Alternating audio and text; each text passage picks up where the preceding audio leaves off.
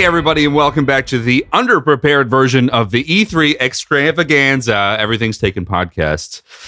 Where, no, we're prepared. We're prepared because we know what we're talking about. We just didn't prepare in general. Everything E3, we are going to start with Xbox and move through to Sony, end up on Nintendo, and then at the end, I want to ask my dear friend Eric here who he thinks is going to take home E3 this year, so stay tuned for that. Of course, we'll also be talking about Sony and Ubisoft and EA and all that crap too, but the big ones will be our focus. Save the best till last, the Nintendos, at least it's our best. A lot of people are predicting Sony to take it home this year, but I have to agree to disagree on that one. Oh damn! I just gave away my answer. Well, I'll ask you anyway. All right. Is there anywhere that you would like to start? Now, I know we're just diving straight in cold. Usually, we sit here, we talk about our days, we talk about our loved ones, but we don't care. You have to be at work in an hour, and we have a lot to talk about. We've got so much ground to cover, and not to mention the fact that we only woke up. Well, I woke up about an hour and 45 minutes ago at 6 I woke up 20 minutes ago, and that's bad because for me, it's 4:30 in the afternoon. It is like... I'm sat here drinking my coffee. It's 7:45 right now, a.m. in Victoria. It's cold. Ain't no Texas summer weather. You know your sleep schedule is screwed up when you ask your Australian friend to get up early, and you're somehow still the more tired one. Getting up, with me. Yes, so look, E3 is just around the corner. I actually forgot that E3 was happening like next week. I'm usually on the ball with all this stuff. It snuck up, dude. It snuck up so quick. Yes. There's going to be a lot of good stuff happening this year, and hopefully I'm not going to say hopefully because they're going to do it anyway. All these game companies are going to release trailers for games that aren't coming out until 2025. It's just going to happen. You won't see that from Nintendo. You will see that from Xbox, I'm sure. And maybe Xbox. I don't know what their future is in the gaming industry. We'll get to that in a second. Yeah. Sony, you'll see some. Sony, you'll probably see another trailer for Death Stranding. And that game, considering we haven't even seen gameplay yet, I wouldn't be surprised if we are looking at 2020 for Death Stranding. Yeah, more than likely. Let's break this down because I'm already trying to divulge into different companies. Let's start with Xbox. So what I predict from Xbox right out the gate is you're going to see a lot of highlights of the games that have come out recently, and they're going to be pushing those as if they have all these games on the system. So you'll probably see some Sea of Thieves. Actually, I wouldn't be surprised if you start with some State of Decay. That was a game that came out recently. State of Decay 2. I've been having some fun with it, actually. And I wouldn't be surprised if it started with something like millions of players have been teaming up and slaughtering zombies over the last 2 weeks. It's your time to shine or something like that, trying to draw more people into the game and hype it up. It's not a bad game. A lot of bugs, a lot of issues, but it's not a bad game. Then you'll probably see some Sea of Thieves. Hopefully we'll learn more about the coming DLC. I would love to learn more about not only the next DLC, but the one after that too. There's supposed to be 3, I think. Someone that liked the game initially, but it was lacking a lot. They'll definitely try and push that and show some of that. And then you have Crackdown, which is coming. Crackdown 3. I don't know how I feel about that one. I wasn't a huge fan of the first 2. I played them with my friends a fair bit, but I don't know. And I've been hearing some mixed to average things about the third one as far as its development process. But I'm excited to see, and it's got Terry Crews, so you can't go wrong. No. And then the final thing I'll say before I pass it over to you is Gears 5. Gears 5 was leaked thanks to Walmart. I don't know if you caught that, but I didn't catch that, no. Couple weeks back, Walmart posted all the games, like the cases of blank cases, but all of the holdings for the games in their system online. It just dropped one day, and there was a bunch of stuff on there. We saw Rage 2, which hadn't been announced yet, which is a Bethesda game. I don't know if you remember the Rage game way back on Xbox 360 and PS3. There was Gears 5. There was a bunch of other stuff, and there was, was it real? Was it not real? Well, Bethesda got really upset about the leak. Well, not upset. They made light of it, but they pretty much confirmed it by making light of it and not denying it. So Gears 5 is essentially announced or leaked to be announced. So I'm really hoping to see that. I'm a huge Gears fan. Now, I have just talked everyone's ears off. Eric, is there anything else at Xbox you're expecting to see? I'm concerned for the future of Microsoft because I actually haven't really heard anything about them. I don't know if anybody is still a part of the Microsoft Xbox ecosystem, if you will. Is anybody out there? Is anybody playing Microsoft stuff at the moment? I mean, surely they are. I gotta be honest, I played a lot. Mostly because I have a friend back home in Australia. I don't know if you ever met Michael. You might have. I think you did, maybe. I think I did. When you came to stay. I think you did. We still play Xbox quite a bit, actually. Oh, there you go. So, but it's only because of him. It's only because we play together. If I didn't have him to play with, there's not many single player adventure games that I would sit down and play on my own. Wherever possible, I buy a game on PlayStation. So no, there's not many people left, I think. But it's a shame because I think Xbox One started off on not that great of first step, and they slowly started to redeem themselves, but they just have no real good first party games. Microsoft really needs to lock down some stuff. Supposedly, here's a rumor for you. Do you remember that game Spellbound a couple years ago that Platinum canceled because it was like too adventurous? Didn't that have a really cinematic trailer? Yes, it did. It was like development hell, pretty much. So I didn't know they got canceled. I forgot about that one.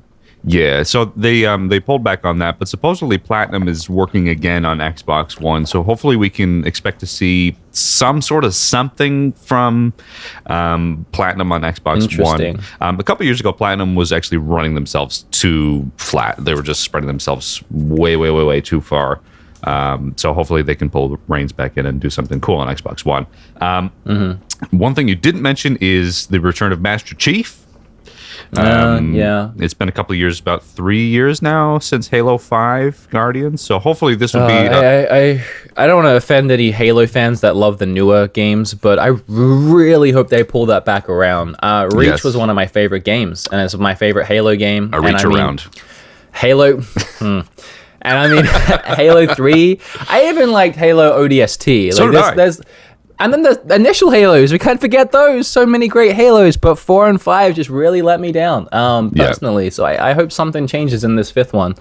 It goes a little bit more back to its roots, but I mean, new dev team. So Halo 5 was good, but the problem was it didn't focus a whole lot on Master Chief. You only played like 3 out of 12 like story parts as Master Chief, which was kind of disappointing. So I don't know what 343 is doing with that series. The multiplayer is always fantastic, but it's just bringing it back into that story mode, somehow tying it in or tying it up, tying a knot in and saying goodbye to Halo. But it's, I don't know. They're beating the horse while it's down. That's all I can say about Halo if they're continuing to do that. Well, I think that's got to be it. And I mean, it's disappointing because it's a few franchises that we know and love, and we hope to see something good come out of them. I mean, like Crackdown 3, please be good. Halo 5, please be good. We don't know. Yep. Gears 5, I have more confidence in. Yeah. Not Halo 5. Did I say Halo 5? Next Halo.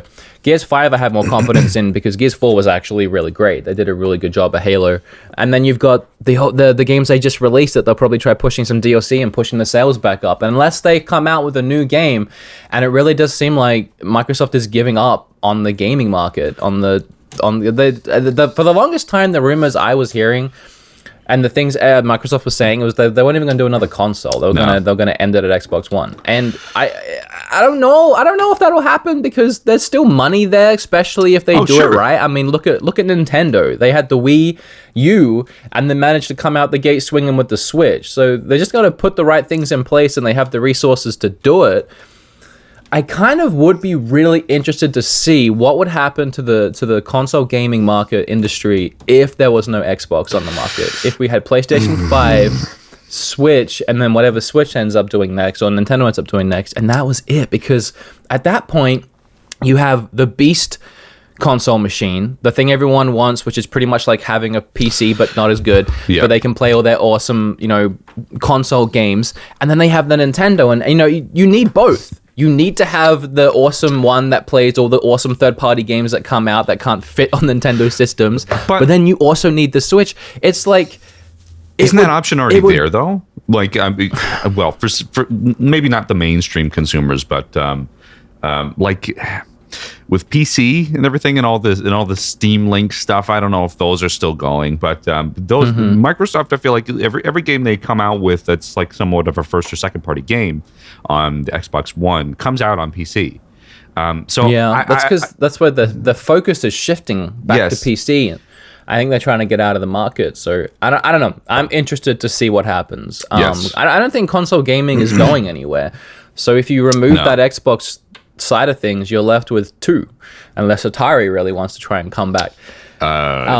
Which is something we probably won't be seeing at E3. Probably not. Atari VCS. One quick thing about the Xbox and Microsoft is, did we see something about this last? I think we did. The Microsoft HoloLens. What happened with that? Who knows? They that wasn't there last year. Or it was the year before, or something like that. It was the year before, because it was the year the VR thing was really pushed. In fact, it might even have been the year before that. I kid you not. It was probably a trailer, and they never announced the release date. Who knows? No, I swear the HoloLens Minecraft little demo they showed on the table, that was at E3 the year I went, because the year I went was like the VR year. Everything was VR, and I missed last year and the year before. Yeah, I'm pretty sure it was like 3 years ago now. So that HoloLens, I don't know. I think that's gone. I think that's done with at this point, unless they bring it back. I don't know if they'll bring it back, honestly. I feel like with all the VR stuff, if we're going to get onto that tangent briefly, like PlayStation VR came out, and I just feel like it just never really went anywhere. Well, actually, it kind of did during the Black Friday sales. I forgot what the numbers were, but it dropped the price for a little bit, and it really spiked the sales. Spiked the sales of the system. And then shortly after that, I think Sony looked at that spike and they were like, well, let's just drop the price. And then they dropped the price of the unit. And not only did they actually manage to sell a lot of units, but a lot of the VR games that you could find in GameStop for $10. Like, for example, Job Simulator. I bought Job Simulator for $10 in GameStop right before Black Friday. And then about 2 months after, that game shot up in price. And right now, if you go to eBay and look up Job Simulator, it's a $200 VR game. It's because ridiculous. Suddenly all of these people had VR and they wanted the cheap, good games they've been hearing about or people knew were good, and there wasn't enough to go around because they didn't make enough. VR actually managed to pick up. I'm not sure what the sales are. I'm not sure if one of us want to actually bring them up. I'll try bringing them up and see if I'm talking out of my butt. But I know the sales picked up when they dropped.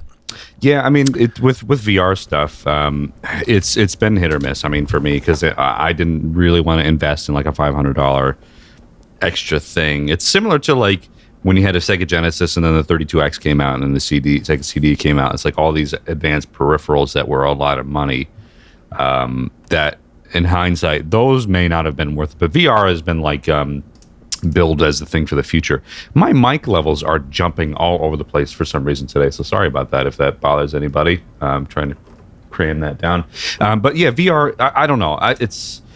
It's always been like the amazing thing in the future, but I feel like the future's here and people aren't really interested in it. But that's just me because I don't have VR, so who knows? Well, as far as I can see, I think they release the sales figures, obviously, and they don't do it every day. They don't update you every day.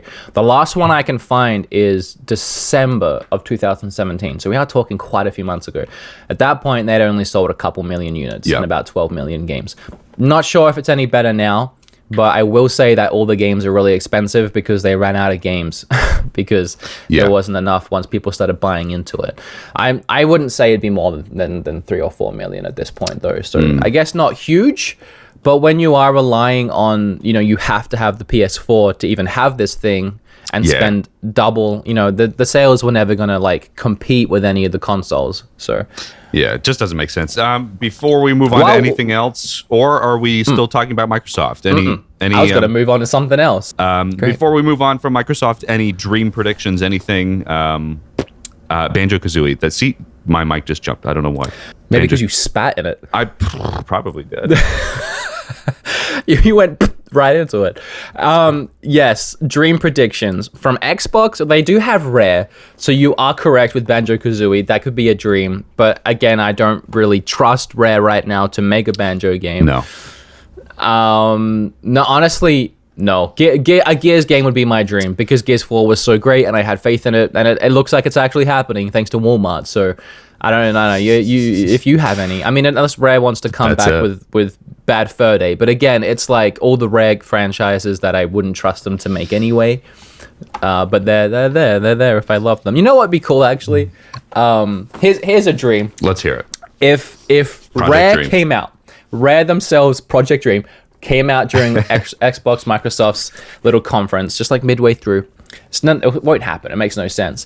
And they're like, and we're really excited to announce we're partnering with Nintendo to bring you the Nintendo 64 Mini. And it just has like all their old Rare games from like the best of the best of the best. Because you know the thing that Nintendo has patented the 64 thing recently. So it looks like they're making a 64 Mini. But the whole question is, how can they have some of the best games when they're all owned by Rare, who's now owned by Microsoft?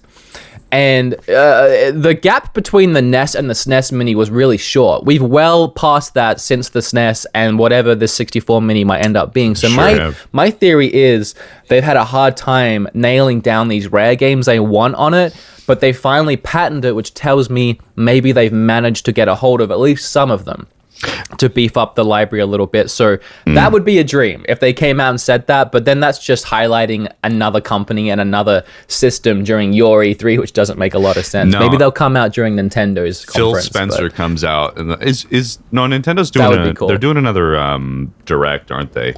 Instead of a Yeah, E3 Treehouse, conference. whatever it's called. Yeah, Treehouse. I actually, honestly, those are better. At first, when they first started doing them, I was like, this sucks, be there, come out on stage, make the big appearance. But those are always awkward. You always have, especially when you have Japanese speaking people behind the company that need to be translated. There's just too much awkward pauses and awkwardness. When you actually pre-film everything, it's so streamlined and you can go game and slot it all in. Yep. Rather than have some dude on stage going, my body is ready.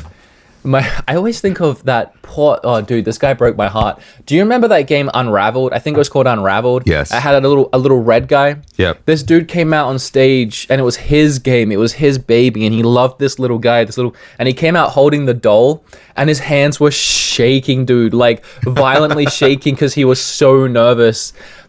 Oh god, that guy breaks my heart. Like, I just look at him, I'm like, what a sweet man. Please get off the stage because you're making me upset. He just started to unravel in front of all the crowds of millions. Yeah, he did. Yeah, Unraveled. Yeah, good one. Nice. So since we teased a little bit of Nintendo, let's get into actually what we do this podcast about. And my mic input volume jumped again for whatever reason. So Nintendo, I'm just going to come out and say it. Mother 3 is happening this year. Now, I disagree because last year we did a podcast talking about E3 and I pulled something to your attention and I can't remember what it was, but there was some rumor going around, some solid proof that somewhere out there someone was translating that game into English. I can't remember right now because it has been a year what it was. Obviously, it wasn't ready last year, so I know that you are sarcastically saying it because it's your dream, but I believe that is happening at some point. I believe in it. So I think you might see it. I mean, it's one of them things where if it's still in Smash Brothers, if it still has a presence and existence in Smash Brothers as a character or a stage or something, there is a possibility the games can still happen. Because it keeps the relevancy around. There's still a possibility of an F-Zero game. Because new Switch players, new Nintendo gamers are gonna get Smash Brothers, and their questions are, who's this guy? Who's Captain Falcon? I want to play his game. And when it's not there... if they're going to go as far as to put like a Captain Falcon minigame in, or F-Zero minigame in the Wii U Carnival game. Oh, man. Do you know what I'm talking about? I think if you're talking about the Carnival game, it was called Wii Carnival. No. It was the like the Nintendo Land that came with. Okay, yeah. Duh. Shows you how. But like, if F-Zero is even in that, like, why don't they bring that back? But who cares? You know why? Because Star Fox is bringing it home with Star Fox Grand Prix this year. Interesting. Yeah, that's something I haven't talked about on my channel. I don't like that personally. Give me your feelings. Look, if I don't know who's making it. I'm probably going to say that Namco Bandai is making it. I would love if what are the people who made Metroid Prime and all that stuff? Retro Studios. Sorry, Retro Studios. So if it's developed by Retro Studios, there's hope that it's going to be similar to Diddy Kong Racing. I just want Diddy Kong Racing in 2018. any form or anything similar. I don't care if it has Star Fox characters. I don't care. It's just got to happen. So, yeah. Something that I think could be interesting is if it's similar to Sonic Racing Transformed, because there's a new Sonic game, by the way, a new Sonic Racing game. Yeah. I can't remember what it's called. Sonic R. Sonic R Racing. Yeah, I don't know. And it looks very new and updated, so I'm not sure if it's going to have that transformed side of things where you can turn into a jet and you can turn into a boat. But I mean, what's the whole point of Star Fox's ships? So there are all these things that can morph and turn into other things, like a tank and stuff. So why not? Why not revive that style of racer? Since it was probably the only other racer like Mario Kart that was actually enjoyable, make something like that, but really slap a Star Fox skin on it and have a little bit of Diddy Kong overlay. Because Diddy Kong Racing, I didn't play much of that, but there was a little bit of free roam in that, wasn't there? There's like a sandbox. To get around. Sandbox. So you have a little bit of sandbox thrown in there, some exploration thrown in there. You can have a really interesting game. I was just kind of butthurt by Star Fox Zero, and I know a lot of people like it. I know it's a split decision, so I don't want to upset the people that actually do like it. But personally, I didn't. It felt like I was essentially just playing the N64 game again, but with worse controls. That's exactly what it was. I would either have taken a straight remake, but that was fun to play, or a brand new, exciting game that tried something different, and it was kind of hard to get my head around the controls. But instead, it was the worst of both worlds for me. You were forced. So I would motion control. Like nobody wanted to do that. Like it's a cool idea. Don't get me wrong. But literally, the return of Star Fox, nobody wanted it. You ruined Star Fox. And I knew it was going to happen like 2 years even before the game came out.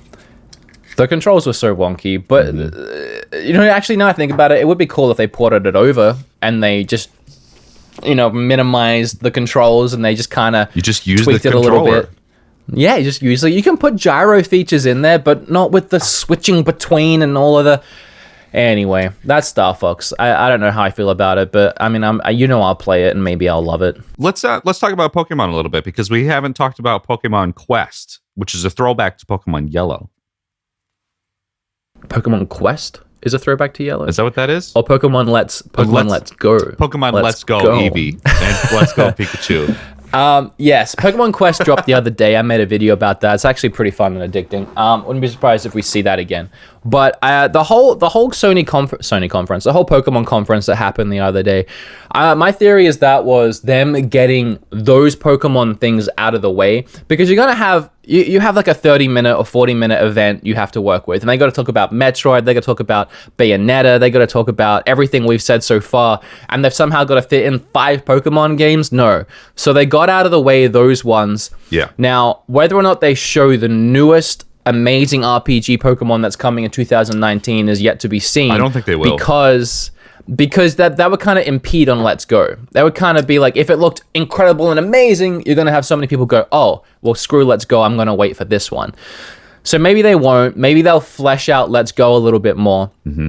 I wouldn't mind seeing a little bit more of the actual game, because they really push the Pokemon Go features and all the connectivity things, and I'm sure they'll push it again, but I would actually like to see a little bit more of the remake, maybe some comparisons, maybe some gameplay features. I'm really interested to see how the catching and battling actually works. Are because they there's even a battling going to system. Battle? Is it that? Well, there's a battling system, because they showcased that in the event, but it looks like when you find a wild Pokemon, it's just straight Pokemon Go style of catching. I have mixed reactions on that. My first thing is, it's more involved. It's more involved than going and selecting a Pokeball, pressing A, and then having an auto throw. You actually have to throw it yourself. You have to aim it. You have to time it. I like that. And I know it's easy to look at it and think that's from Pokemon Go. That's from the mobile game. Yep. Gimmicky.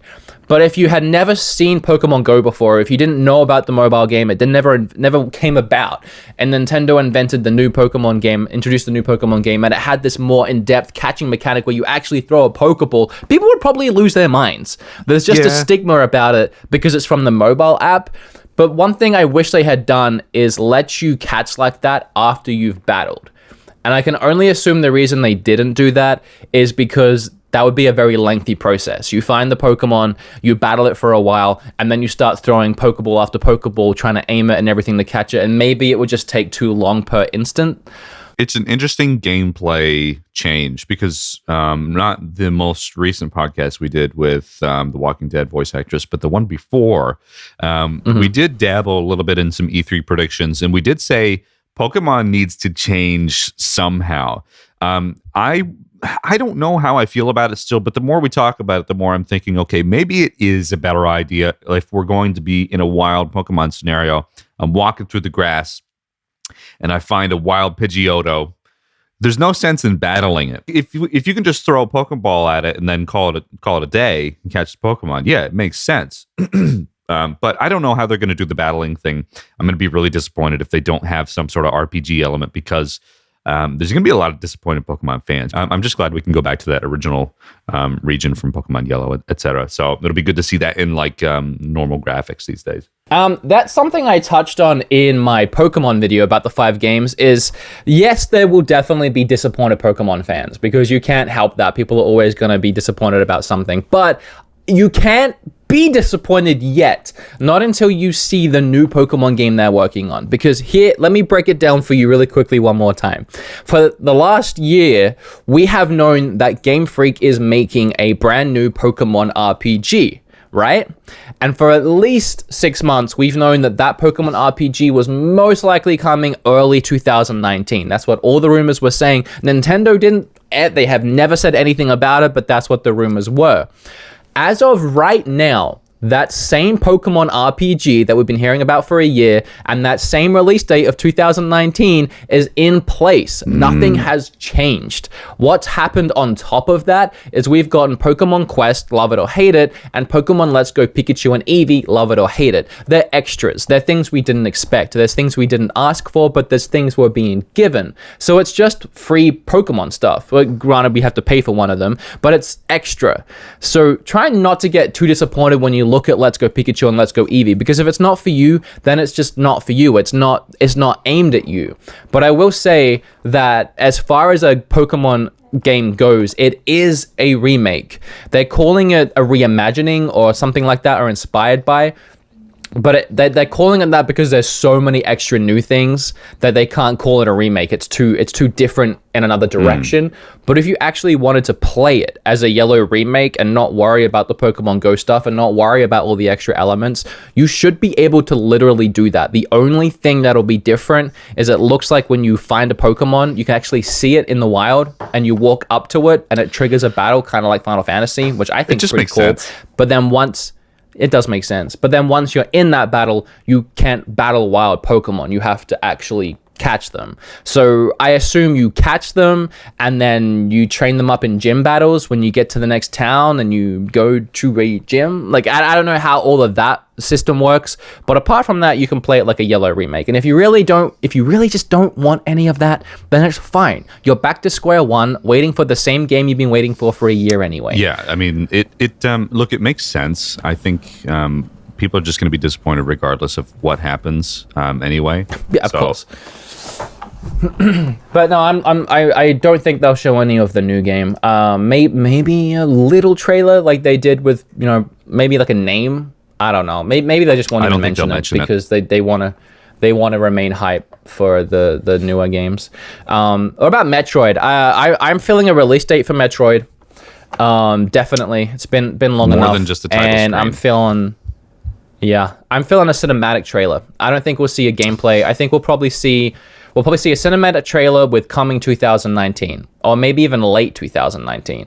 And then somewhere in the next few months, or maybe during the next January Direct early next year, we'll probably get a gameplay trailer and then a full release date. I wouldn't be surprised if we saw gameplay though at this E3, but I'm predicting what I said I'd be really first. happy if we saw something from Metroid Prime as far as gameplay goes. I mean, we obviously know what Metroid Prime gameplay looks like, but we haven't seen it in 2018.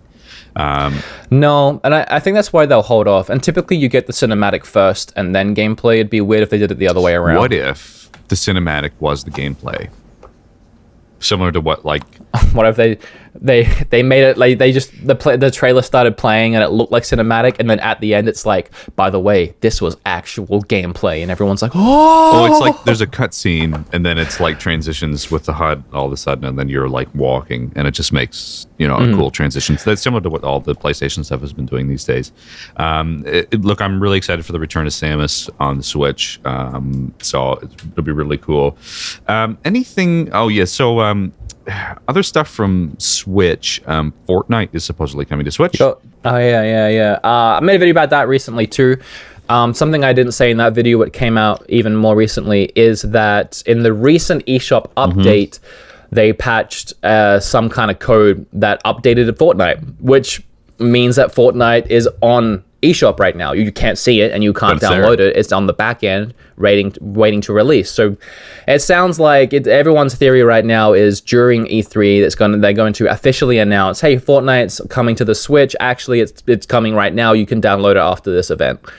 That's what everyone's predicting right now, or at least a release date shortly after, like within the next couple of weeks. Yeah. Because it's already up there apparently. We didn't talk about Smash Bros, so we should probably do that. Yes. Smash Bros is playable at E3. I think they're even doing a tournament of some kind. Sure. Everyone who's anyone that knows inside information seems to think that September is going to be the release date of this game. And that's not surprising to me at all. I definitely expect it, because you have, the Pokemon game's coming out in November now, and you have nothing up until then. You need something to fill that slot before Christmas and around the late mid-year time. And considering it's playable at E3, and knowing Nintendo, if they're making it playable, that means it's pretty close, or it is done, because they wouldn't let you play an unfinished product and ruin the reputation of the game. So I be ready to play Smash Brothers this September. Yeah, I'm still on the fence of whether or not it's a remake. There it goes again.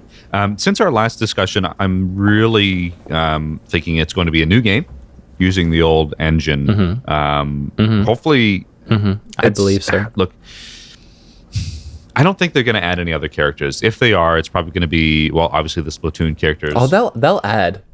Are we going to have that big of a roster, like 50 characters or so? Maybe they'll take out some to like thin the herd a little bit. Maybe we won't see Dr. Mario. Was he in the last one? Probably. But they have to add some, because for starters, it would be so not exciting if they didn't add any. People would be like, well, I have the last game, why would I get this one? That addition of characters is what always makes it exciting. Yep. But they also have so many new franchises now. Like, I would be highly surprised if they just completely neglect Xenoblade and don't put in a Xenoblade character. They don't put in Rex and Pyra. I would be very surprised if they have this ARMS fighting game that they obviously want to push more sales of. And that's a great thing about Smash Brothers, is it pushes sales for their other franchises, because it spikes interest in the games. It would be like them just saying, no, we don't want to take the time to add 2 characters from ARMS and possibly make extra sales. Screw that game. So I think we're definitely going to see that. I don't know if my crazy robot Labo idea is going to get involved. I thought it was a good idea. It's a good idea, but I doubt we'll see it. But you're going to have Breath of the Wild characters. You already saw that from the trailer. And I would be very surprised, considering how much Mario Odyssey has sold, if we don't see some other extra kind of Mario Odyssey character, as well as Mario in his Odyssey hat. And Waluigi as a fan service, because people have been asking about that for years. Those are the things that I believe will happen. Anything extra than that, I'm not sure. But they if they are doing the remake, if they are using that old engine of the Wii U game and making a new game, they have no excuse for not adding a ton of extra things, because that saves them so much time. They literally don't have to rebuild the game. They can improve the textures, and then from there, their only job is to add things. Well, that's exactly it. So, look, I'm really pumped for another Smash Brothers. And while we're on the topic of Smash Brothers, I can definitely confirm that it's happening. Obviously, we already know it's happening, but I can confirm even more, because some GameCube controllers, some officially licensed GameCube controllers for the Switch, were seen to be sent to some sort of store. I saw it on Reddit with the official packaging and everything. So GameCube controllers are happening. Then there's Bayonetta 2. Bayonetta 3, which I think that's the same deal as Metroid. Yeah. We'll see a cinematic trailer and some kind of like rough year, 2019, summer 2019, something like that for Bayonetta. I'm really excited for that one. Bayonetta 2 was better than Bayonetta 1, so I have no reason to believe that Bayonetta 3 won't be better again. And it's still one of my favorite franchises that the great Nintendo managed to capture. I'm really excited for that. Aside from that, definitely think the N64 Classic is going to be announced. Or you think that's going to happen E3? I don't know about that one. I mean, they did patent it recently. I think they want to keep their focus on Switch. I think maybe they'll announce the N64 Classic later, but I don't think it's going to be that big of a E3 thing. I think they're really going to want to be Switch. I don't think they're going to want to divert the sales in any other direction right now. Yeah. I think announcing something like that is only going to make people go, well, I don't want to buy this game, or get a Switch right now. I'd rather get the N64 Classic. So that's coming, but I don't think you'll see it at E3. I think they want to keep this primarily focused on awesome Switch games. Aside from that, I'm not really sure what else to expect. I mean, like, Nintendo had such a good year last year with Breath of the Wild and then Super Mario Odyssey, as well as Splatoon. Like, last year was a jam-packed year for first-party games. But this year, we can expect Splatoon 2 Octopack expansion, which would be pretty cool. Maybe some more information about that. But Smash Brothers is probably going to be the thing that takes the crown as far as E3 is concerned. Actually, I think Metroid could, depending on the trailer. Yeah. I think Metroid might actually cause more of a stir, because we all know about Smash at this point and we know what to expect, but the unexpectedness of Metroid. We didn't touch on Yoshi. Not much really needs to be said, but hopefully we'll finally get a release date. We've seen plenty of that game. I actually think it looks pretty great, so I am excited. Project Octopath Traveler, a really great RPG. It's coming fairly soon. We're supposed to see some of that. I'm just looking over this list of things that we've missed. Valkyria Chronicles 4 is supposed to be shown. I'm just looking over everything at this point. Just going to make sure, because a lot of these things we won't need to talk about on other systems. Captain Toad Treasure Tracker for the Switch. Oh yeah. We'll probably see some of that. Maybe not too much. Oh, Monster Hunter Generations Ultimate. Yeah. That's probably going to get displayed. Mega Man 11 is coming to Switch. Something called Galaxy Variant S. I've never heard of it, but it's exclusive to Switch. Sorry if that's a big one and I missed it. Defender's Quest Valley of the Forgotten DX. Not sure what that is, but it's only listed under Nintendo Switch. That's something else you can expect to see. Actually, here's a game that's interesting. Adventure Time Pirates of the Encrenenda, I can't pronounce it. Adventure Time games, for those that don't know, are actually, they end up being pretty fun. They end up being little hidden gems because they're always modeled after different Zelda titles. And this one is modeled after Wind Waker. So it's essentially an Adventure Time game with the characters and that Adventure Time sense of humor, but blended with a Wind Waker feel. So, sounds pretty good. If you're into that kind of thing, I'm actually interested in checking that one out. It's very interesting.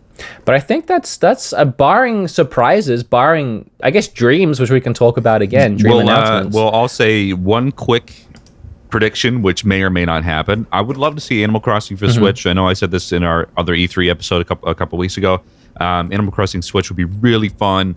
I would love to just see Tom Nook on the go again, but instead of on my phone. Because Animal Crossing Pocket Camp was like flash in the pan. I feel like nobody plays that again. Like, same thing with Miitomo. Like, all the Nintendo mobile titles, which they may announce another mobile title this year, because I know there's a Legend of Zelda one rumored on the way, as well as who knows? But aside from that, Mother 3, I would love to see Mother 3 again. It's not going to happen, obviously, but I just say it just to say it at this point. So aside from that, what are your dream predictions for Nintendo this year? I'm not going to crush your dream, but I think we'll see Animal Crossing next year, just because we're running out of the awesome Nintendo titles that are left that they haven't made yet. So I think next year will be like the Animal Crossings and the F-Zeros and maybe a couple of extra surprises, because filter it. But I hope you do get it. A lot of people really want it, and it is a perfect handheld portable game. Honestly, most of my dreams are coming true. Metroid, Bayonetta, especially Metroid. Like, I can't stress that enough, that this is my number one right now. Barring that, I would love to just see some games come to the Switch portable, like games that are maybe already out or games we know are coming that are like, hey, by the way, here's a Switch version of it, because that always makes me excited. The weird and wacky, like when Payday 2 got announced, like Weird. I didn't end up liking it, but it was like, wow, that's really strange. I love things like that. So I don't know. My dreams are coming true. I've gotten everything I would possibly want so far. I've had my new Zelda. I've had my new Mario. I've had Metroid announced. So I'm good. I would love Mother. That's my next Earthbound remake. Sure, anything Earthbound like that. 64, 2018. Earthbound 64. That's, things like that. But that's just really reaching out there. Okay, let's we're running low on time, and we have a lot to talk about in Sony. So let's go into Sony, because even if we rush through Sony, we could still talk about a bunch of things that aren't exclusive to these systems. So we really got to step it into gear here. Let's kick it off with Death Stranding. Death Stranding is you might see another cinematic trailer, because at this point it's a meme. Hopefully you'll see some gameplay, but I wouldn't be surprised if we just got a cinematic trailer and then a rough release date, and that was it. But I don't think that game's going to come out in the next year. Something weird is happening in the development of that game. Do you think David Hayter, the voice of Solid Snake, is going to come back for Death Stranding? Do you think he'll do it? I haven't heard anything about that, so is there rumors of that going around? There's a weird and wacky prediction there for you, folks. Okay, well, it was just an excuse for me to say Solid Snake in the Solid Snake voice. What else we got here? I'm looking at a bunch of really awesome games. Last of Us 2 will finally get some more on that. That last trailer we saw was really intense. I can't tell you how excited I am for that. It's one of my favorite. Last of Us 1 is one of my favorite games of all time, hands down. It's in my top 5. So that tells you anything. You know how excited I am for that. May of 2019. That's going to be my release window for that one, I bet. Okay. Oh, there you go. You heard it here first. What else do I have? Spidey-Man's, that comes out in September, so you'll see some more of that. I'm, again, really excited for that. Again, I can't tell you how excited I am. I grew up playing Spider-Man games. Spider-Man 2 was still, again, one of my favorite games of all time. Just free roam, swinging around that city. I killed a lot of time as a kid that way. So they look like they've gone back to their roots in this game. It's made by Insomniac Games, who have made some fantastic Ratchet & Clank games in the past. There's a really cool one. I'm just browsing a list here. Ghost of Tsushima from Sucker Punch. It's set in Sucker Punch feudal Japan. Games. So that'd be cool to see something more about that. That actually looks really good from looking at the trailer. A lot of people are talking about Dreams. That's not something I know much about, but people seem to be excited for it. What else have they got? Days Gone. Yakuza Kiwami 2. And Days Gone. Yeah, actually, that's the big one. But Yakuza Kiwami 2 is coming out. I believe that's a remake of the second Yakuza game, I think, if I'm following it correctly. Maybe I'm wrong. Pretty sure. And then, Days Gone. I'm excited for that. I love me some zombie games, and this is one of them games that aims to throw millions and billions of zombies at you at once. The trailer we saw for that last E3, the gameplay of that was this dude literally running away from the biggest horde of zombies you've ever seen in a video game, trying to kill them off one by one, groups at a time, trying to thin the herd while he's running. I know zombie games are, overdone, overplayed. At this point, it's its own genre. It's as much of its own genre as FPS, as a beat 'em up, as anything like that. You have the zombie genre, and I love it. I love zombie games, but nothing has been done quite like this. Just so many, hundreds and hundreds of zombies that you need to run away from and thin the herd slowly in this big action-adventure setting with a huge in-depth story. I know they're overdone, but trust me, if you're a zombie fan, you've seen nothing like this in video game form. I'm hoping that turns out really well. It just looks pretty good, honestly. But the thing is it does look good. As I've said before, I really just wish they wouldn't have shown this 2 years ago. What I'd love for companies to start doing is show the trailer and then release it in the fall. That way, there's like a short window of time for you to be like hyped about the game. So Days Gone, hopefully it releases this year because it's long overdue. Same thing with Death Stranding, but still I don't expect we'll see that until 2020 at least. My theory recently, sorry to cut you off. I know I do it a lot. My theory recently as to why they do this now, why they release things so early, is because right now, the reason we're talking about most of these games right now is because they all got leaked. Like, these are games that we shouldn't know about. That these are games that we know are going to be at E3, but the companies themselves haven't told us. Like, so many of these games, like, that is the case. Like Gears of War 5. Like, Microsoft has never came out and said they're making it right now. They've never said that it's going to be at E3. We know it's going to be at E3. So a point I made was an announcement of a game is detrimental to a game's success. If a game gets leaked online and some, people cover it in YouTube videos and articles, the general consumer doesn't see that. The general fan that lives their day-to-day lives don't see that. So when it finally does get shown at E3, people aren't as excited. People don't cover it as much because they've already gone gaga for it. And it spreads it out to the point where the hype isn't as big and the sales just don't end up being where the companies want them to be. So if you had a game and you were scared it was going to get it like leaked and it was going to affect your sales, what would you do? You'd want to announce it and show some of it as soon as you possibly can. Yeah, that makes sense. Whether it's just a title or a small little trailer, at least you've put it out there. Yeah, beat it to an E3. You know what I mean? Like, you can't have a leak and then just wait and then nothing happens and there's no hype. So, and I mean it still sucks. It still sucks, especially when you hear about Final Fantasy 7 years in advance. Like, there's no reason for that. Yeah. But things like Days Gone. So, speaking of Final Fantasy 7, that was my next thing to get to. It's more of a Square predictions. I think Square is going to come back and show that they are a competitor as far as second and third party developers go. So I hope they come out with some information about Final Fantasy 7 Remake. Look, they're probably going to confirm that it's episodic, whatever you want to call it. They'll probably have 3 different parts correlating to 3 different discs that were actually on the original PlayStation. I just want to hear more about it because they showed that 3 years ago now this year. So that's long overdue. I need to see more. I want to see some gameplay. I want to hear the voice acting. I need to see it. That's like my most hyped game of E3 this year. I actually kind of thought the episodic thing was stupid for a Final Fantasy game, but now that you've pointed out 3 chapters for 3 discs, I kind of like it now. It kind of makes a lot of sense. Yeah, I kind of like that.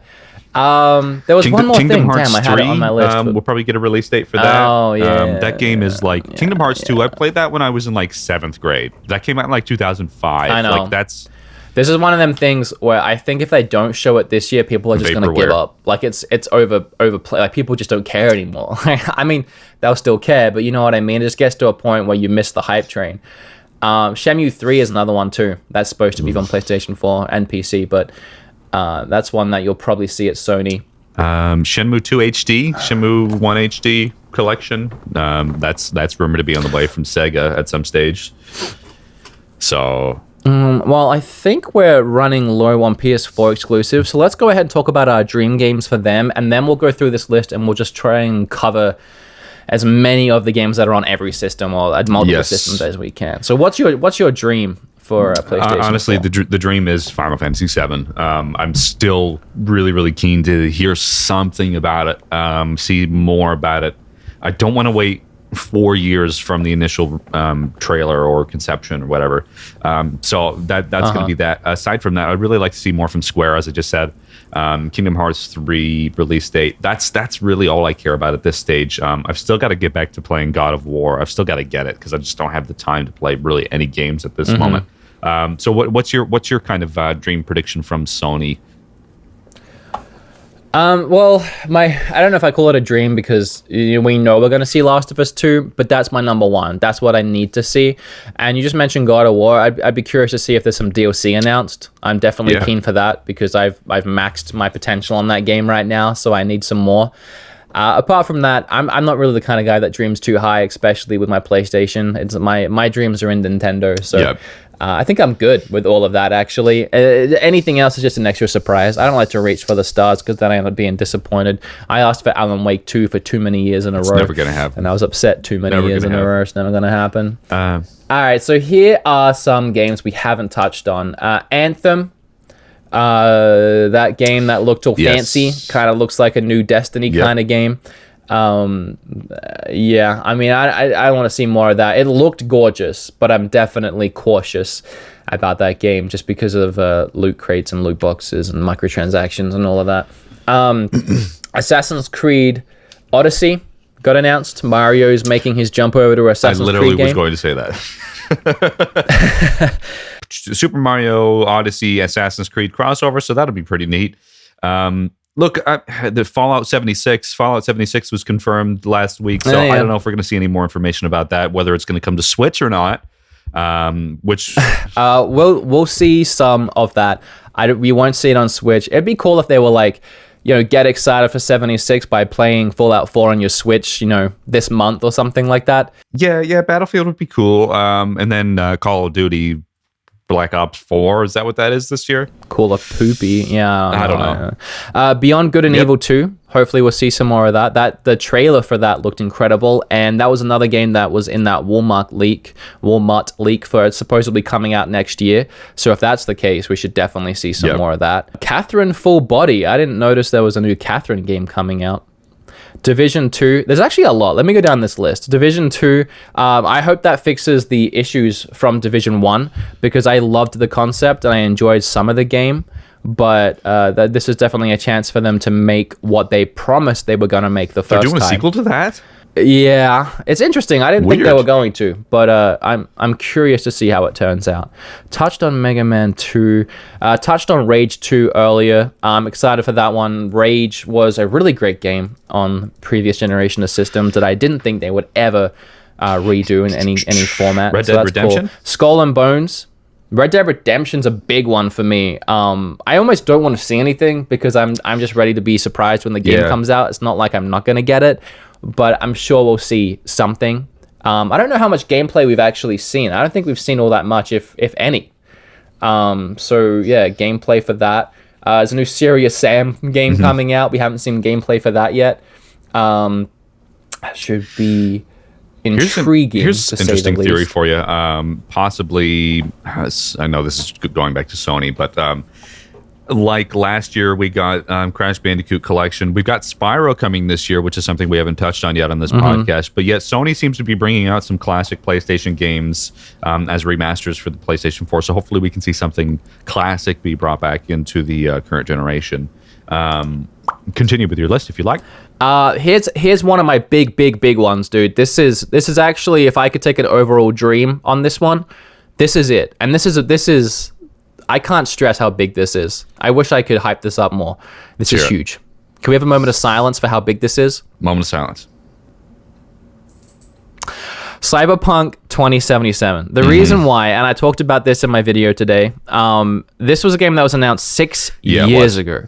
I love Cyberpunk, and I loved that trailer, and I have been scrambling for any kind of information for the last 6 years of my life on this game.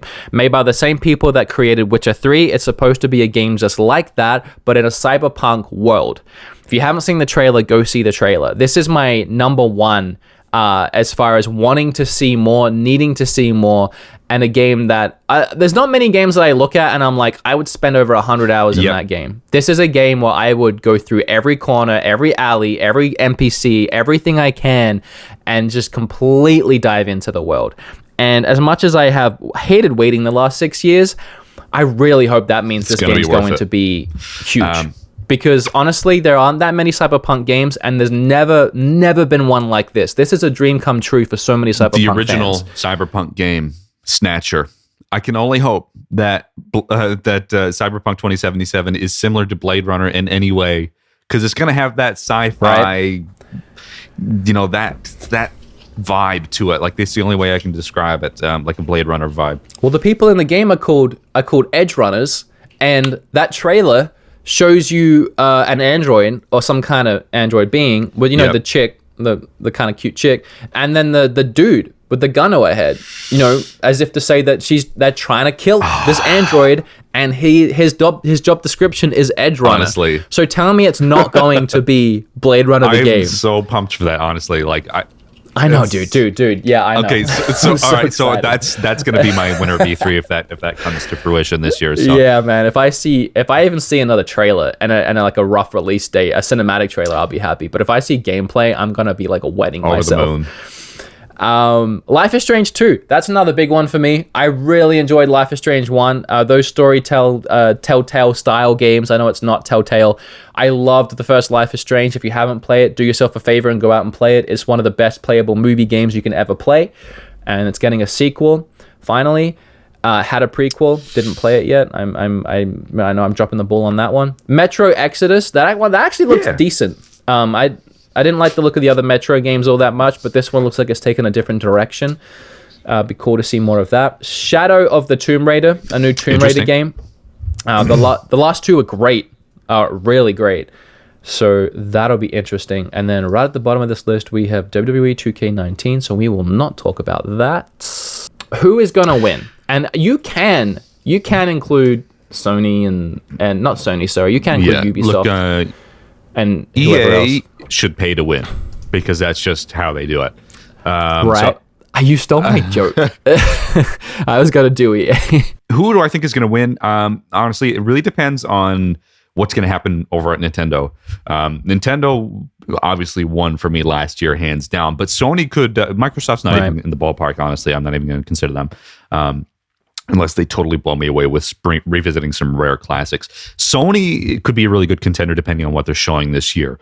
But all signs are pointing towards Nintendo with Smash Brothers if they do a release date, as well as Metroid. Metroid's probably going to be the one that steals the show this year, which will be really cool. And obviously with the Mother 3 remake being confirmed, obviously it's going to take the crown. So Nintendo. Here's my thing. I'll sum this up really quickly.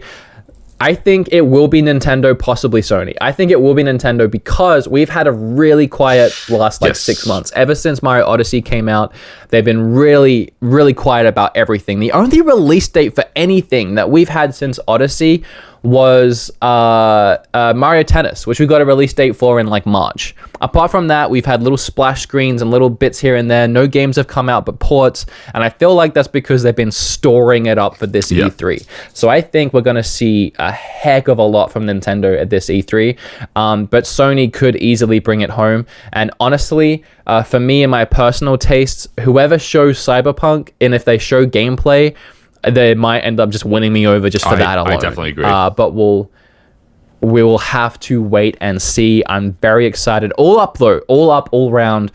I got to tell you, as someone who loves E3, who has watched every year since I can remember, I think this year will be the best year we've seen in maybe possibly ever, full stop, period. I really hope so. Honestly, I get so hyped for E3. Now that I'm living in Australia now, I have to get up at 2 and 3 in the morning to even watch the conferences. So I hope it's well worth getting up very early for. And it's just always exciting to see new games, regardless of if they're shit or not.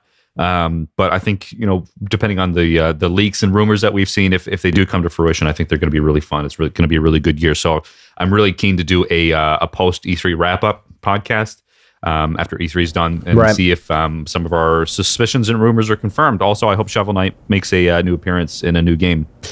Actually, Shovel Knight is coming to a new game, like a side scroller fighter game. But that's neither here nor there. So I just want to see a new Shovel Knight game, point blank. So that's that. The thing is, and I know we have to wrap this up quick because you got work, is that everything we talked about today, apart from our dream things, are facts. They're things that we are going to see. They're not rumors. They are things we're going to see. And if you remember talking about E3 last year, it was mostly rumors we were talking about. It was mostly rumors. There was a few confirmed things. And then we didn't really see most of those rumors come true. And we saw a lot of the confirmed things stretched out throughout the entire event.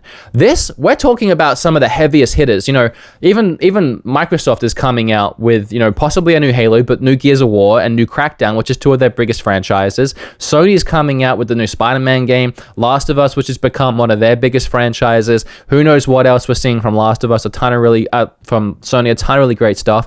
And then Nintendo's coming out with Metroid and a new Smash Brothers game. It's the heavy hitters for all of these companies. And then you see a bunch of other really cool things from the other people too, like Ubisoft and all of that. So I honestly believe this will be the biggest, most impressive, most insane E3 we have had for a long time. So I'm really keen to see what happens at E3, and hopefully there's some more surprises in store that we haven't even talked about yet, just to make it even more worth our while.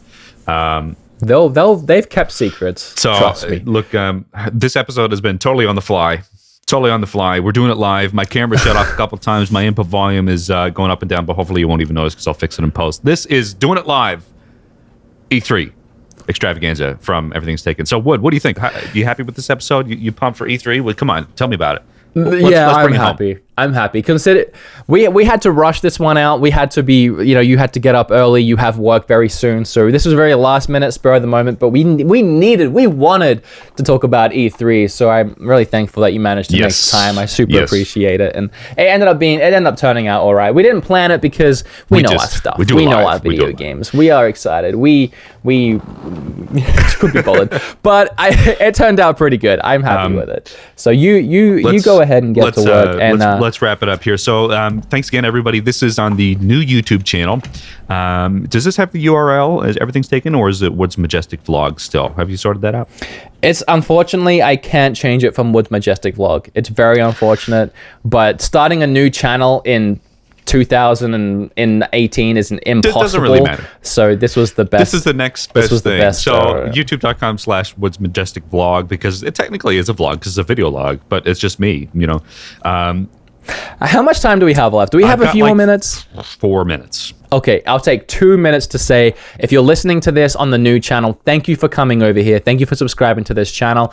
Long story short, YouTube was really punishing me for putting the podcast on the main channel, something about the analytics and the statistics and all of that. I won't get into it right now, but I was severely being punished by YouTube, and my network and some YouTube friends recommend that I take it off the main channel and put it on this one. But honestly, it's easier to find them on this channel. I upload like every other day, and these awesome podcast episodes were getting buried with all my other content. So thank you for coming over here and subscribing, and I would really appreciate the support and the help, and so would Eric, of you liking and commenting and subscribing on here. We get quite a few views, and listens on like SoundCloud and all of that, but obviously we're new here, so thanks for making the jump over. Welcome to the new home of the Everything's Taken podcast at youtube.com/WoodsMajesticVlog. Also keep listening on SoundCloud and iTunes. Keep it up with the 5-star reviews on iTunes and recommendations. That really helps us grow. Perhaps one day we'll chart in the top 10 gaming podcasts. You never know. That can only happen with the support of you guys listening right now. Yeah, that's exactly right. So aside from that, I've got to get downstairs and get on to my 9 to 5. You have a good day. You have a good day, even though you just woke up. So you have like a good half a day. And I'm going to edit this. Whatever, doesn't matter. E3 is coming. It's good. It's a good time of year. Probably the best time of year. Second best to Christmas. So aside from that, we'll see you in the post E3 wrap up episode. So thanks for listening to episode 13. Okay, bye. See you later. That's that. Okay, see you later.